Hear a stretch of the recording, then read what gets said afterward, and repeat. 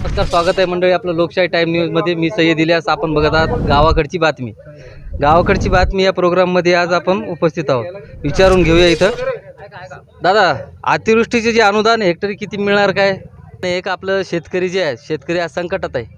पंजाब राज्य जे आहे तर हेक्टरी 50,000 रुपये अनुदान द्यायला लागला. तर महाराष्ट्र शासन हे आपल्या शेतकऱ्यांना हेक्टरी किती अनुदान देणार आहे? बरोबर, कधी नव्हे एवढं शेतकऱ्यांचं नुकसान यावर्षी झालेलं आहे. ढगफुटी आणि अतिवृष्टीच्या पावसाने शेतकऱ्यांचं शेतातील संपूर्ण पीक उद्ध्वस्त झालं आणि शेतकरी अतिशय संकटामध्ये लोटला गेलेला आहे. आमची मागणी आहे की शेतकऱ्यांची परिस्थिती लक्षात घेता शासनाने शेतकऱ्यांना भरीव अशी मदत करावी. बरं दादा, शेतकऱ्यांची काय काय आता तुम्ही सांगा, दुष्काळी अनुदान म्हणजे दुष्काळी अनुदान कधी मिळायला पाहिजे, शेतकऱ्यावर जे संकट आलं त्याबद्दल तुम्ही काय म्हणाल? एक शेतकरी आहे. शेतकरी या दृष्टिकोनातून दिवाळीच्या आधी शेतकऱ्याला वनवास निघायला पाहिजे. शेतकऱ्याचं अजून काय मागणी आहे? कर्जमाफी व्हायला पाहिजे. हे महत्त्वाचा मुद्दा आहे. तर कर्जमाफीबद्दल काही? राज्याचे मुख्यमंत्री सन्माननीय देवेंद्रजी फडणवीस यांच्याकडे मागणी केलेली आहेच ऑलरेडी. आणि मला विश्वास आहे की सध्या एकंदरीत सरकारच्या ज्या हालचाली चालू आहेत, मंत्रिमंडळाच्या सातत्याने होणाऱ्या बैठका आणि मराठवाड्यातील जी परिस्थिती शेतकऱ्यावर ओढवलेली आहे त्या अनुषंगानं एकंदरीत असं चित्र दिसतं की शेतकऱ्यांना भरीव मदत करण्याच्या विचारात सरकार आहे.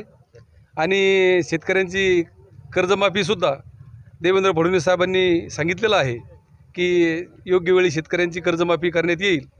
परंतु आमची शेतकरी म्हणून मागणी आहे की लवकरात लवकर शेतकऱ्यांची सर्व कर्जमाफ सरकारने करावं. अजून शेतकरी कोणी आपल्याकडे बोलायचं? शेतकरी आम्ही सर्व शेतकरीच आहे. सर्वांचंच नुकसान झालेलं आहे याच्यामध्ये. शेतकरी म्हणजे शेवली सरकारमध्ये ढगफुटी झालेली आहे. जास्तीत जास्त 50,000 रुपये हेक्टरी द्यायला पाहिजे शासनाने.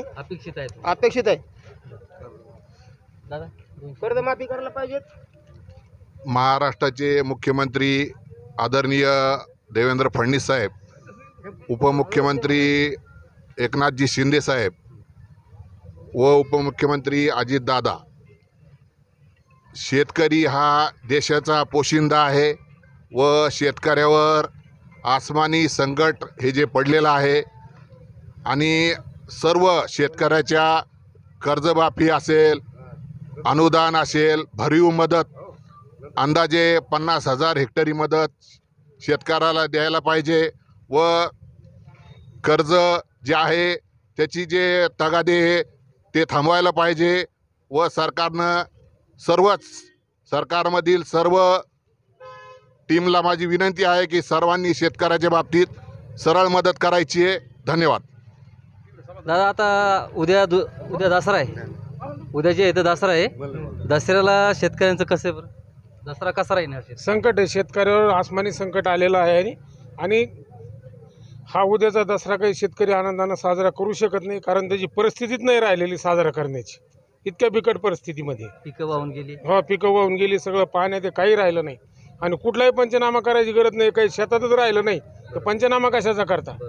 डायरेक्ट शेतकऱ्याच्या खात्यात मदत देणं अत्यावश्यक, तात्काळ देणं गरजेचं. मदत देणं.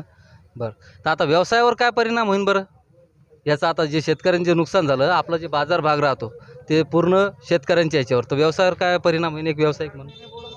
व्यवसायावर परिणाम झालेलाच आहे.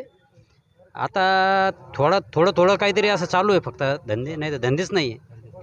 पूर्ण आपले धंदे शेतकऱ्यावरच धंदे आहेत सगळे. समजा आता शेतकऱ्यांना जर भरपाई नाही भेटली, समजा त्यांच्याकडे पैसा नसला तर आर्थिक चुनचुन आपल्याला व्यापाऱ्यांना पण त्याची जाणवणार आहे. अजून कोणाला बोलायचं? खांबेवाडीचे का? मी खांबेवाडीचा आहे. शेतीचं भरपूर नुकसान झालं आहे. शेतीमाल म्हणजे काहीच राहिला नाही. आता हे दसरा कसा करावा हे लोकांना विचार पडलेला आहे. शेतीमालाला भाव नाही आहे. कोणता माल जर असला शेती त्याला भाव नाही आहे. खताचे भाव, औषधाचे भाव योग्य भरपूर वाढलेले आहेत. शेतकऱ्यांना काय करावं काय नाही असं शेतकऱ्याला प्रश्न पडलेला आहे. घ्यायला गेलं तर महाग आहे, विकायला गेलं स्वस्त आहे. आणि सरकार काही शेतकऱ्याकडे पाहत नाही.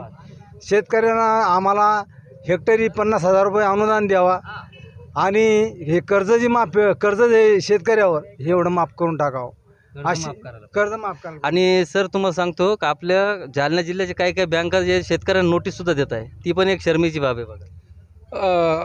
अशा संकटाच्या काळामध्ये बँकेत फोन येऊन राहिले. शेतकऱ्यांना वसुलीसाठी बँकेने नोटीस देणं ही अत्यंत दुर्दैवी गोष्ट आहे. ज्या दुष्काळामध्ये शेतकऱ्यांचं बिल माफ केलं जातं किंवा वसुली थांबवल्या जाते, ज्या सवलती दिल्या जातात, या अनुषंगानं शेतकऱ्यांना सध्या कुठल्याही प्रकारची वसुली करण्यासारखी शेतकऱ्याची परिस्थिती राहिली नाही आहे.